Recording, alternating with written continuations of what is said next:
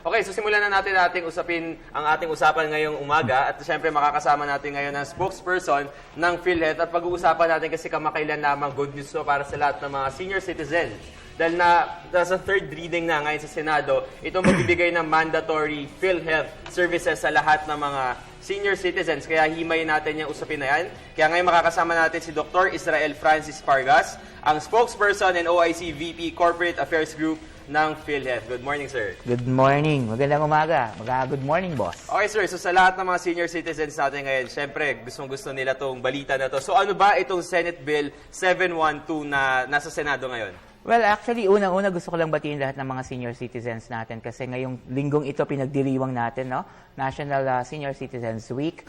Ito pong batas na ito, Senate Bill 712, ang sinasabi po nito is mandatory coverage of all senior citizens to Philippine Health Insurance Corporation. Okay. So ang sinasabi lang po nito ay minamandato sana kung maipapasa ang batas na ito na ang lahat ng senior citizens dito sa atin sa Pilipinas ay magkaroon ng coverage ng PhilHealth. Okay, so sa kasalukuyan, ang estado niya sa Senado ay? Well, it already passed the third reading sa ating Senado at ito naman ay naipasa na rin sa ating House. Okay. So ang hinihintay na lang talaga dito would be the BICAM and of course the signature of our President kung magiging isang ganap na batas na ito. Sa House, kamusta naman? Sa House, pumasa na po ito. Pasado na rin, so BICAM na lang. So BICAM na lang and hopefully nga ay mapermahan ng ating Pangulo bilang isang batas. Okay. So para mas maging malinaw sa lahat, no, i-compare natin yung status quo, yung reality ngayon sa pagbibigay ng coverage ng PhilHealth sa mga senior citizens as to dito sa bagong hopefully na maging batas na to. Ano ba yung pinagkakaiba nito? Well, actually po, napakaraming pamamaraan ngayon sa current na batas ng PhilHealth kung paano may enroll at magiging miyembro ang ating mga senior citizen. Okay. Unang-una, kung sila'y empleyado, automatic kasi yun. When you are employed or nasa formal economy ka, by labor laws, ikaw ay miyembro ng PhilHealth. Okay. So kahit ikaw ay senior citizen, as long as hindi ka pa nagre-retire. Second is, kung ikaw naman ay nag-retire na, lifetime member ka na ng PhilHealth. Kasi ang lifetime membership ng PhilHealth, you retired at the age of retirement, which is normally 60 sa atin, and with at least 120 months or 10 years of contribution, automatic lifetime member ka na. Okay. Pangatlo, allowed sa batas ang isang magulang na 60 years old and above na hindi miyembro, hindi rin siya retiree, na qualified dependent ng isang miyembro. Halimbawa, ikaw, member ka, ang magulang mo ay 60 and above, pero hindi miyembro, hindi retiree, qualified dependent mo yon. So, ibig sabihin, makakakuha rin siya ng benepisyo katulad ng nakukuha mo. Basta retired Basta qualified dependent mo. Okay. So, ang pang-apat na pamamaraan, ang ating gobyerno ngayon ay siyang nagbabayad ng premium contribution para dun sa mga na-identify na indigent.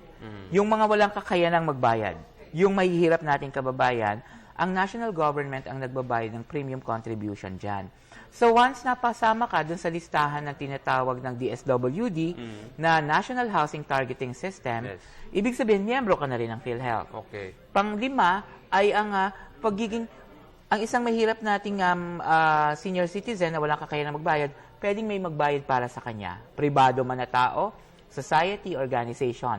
Yan yung tinatawag nating sponsorship program. Okay. At ang pinakabago naming programa, kung sa lahat na yon, meron pa rin mga senior citizen na hindi maging miyembro ng PhilHealth, pero na-confine sa isang government facility, meron kami tinatawag na point of care. Okay. So yung point of care, right there and then, upon admission, imimiyembro siya ng ospital, magiging miyembro ng PhilHealth. Kaya lang, sa lahat ng ito, meron pa rin pagkakataon na may mga senior citizen na maaaring hindi na-cover. Okay, at yun ang gustong sagutin ngayon ng batas. Okay. Na dapat lahat ng senior citizen mandatorily covered ng PhilHealth. So lahat ng mga nabanggit ko, sir, yan yung status quo? Yes. Okay, so with the new bill na hopefully maging batas, yung mga hindi nako-cover? Yes, yung mga fallout, yung hindi na-identify sa indigent, yung mga walang magdi-declare as dependent, yung talagang hindi nagtatrabaho, at the same time hindi retiree kasi never silang nakapagtrabaho kasi medyo mahirap, pero hindi napasama sa indigent program or sponsorship, yun yung sinasabi. Ang nilalayon pa rin ng batas ay pag ang isang senior citizen or yung mga medyo nakakatanda natin, talagang at the moment or panahon ng pangangailangan ng pagkaka-ospital, may PhilHealth na magko-cover for them. Pero the thing is, Doc, paano ba natin mafe-fill tong gap na to? Kasi most probably kaya hindi sila nakikita in status quo kasi baka walang way or access para makita na wala silang access to PhilHealth. So with the new law or with this bill, ano yung magiging steps or processes para lahat makita, masakop lahat na itong batas na to? Well, actually, mas madali nga ngayon kasi kung sinasabi ay talagang halos lahat, kung itong batas na ito nagsasabi ka agad na halos lahat ng mga ng matatanda nating kababayan ay magiging mandatorily covered at the point of care, pwede na silang maging miyembro. Kumbaga kahit halimbawa ngayon, hindi pa sila miyembro dahil hindi sila nabigyan ng ID, pero ora mismo, mga ilangan sila or makita sa isang ospital, ibig sabihin magiging miyembro na sila. Okay. Meron tayong mga national offices and agencies katulad ng Office of the Senior Citizens. So yung mga yon, kailangan nating makausap.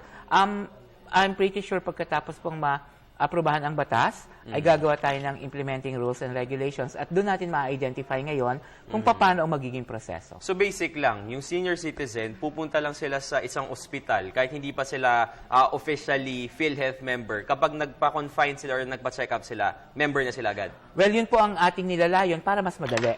But we will draft the implementing rules and regulations para po sa mga ganong proseso. Okay, so, syempre, after, like what you're saying now, Doc, no, di ba? Right after na isabatas to, IRR na. So, PhilHealth ang gagawa ng IRR. Ay, hindi naman po.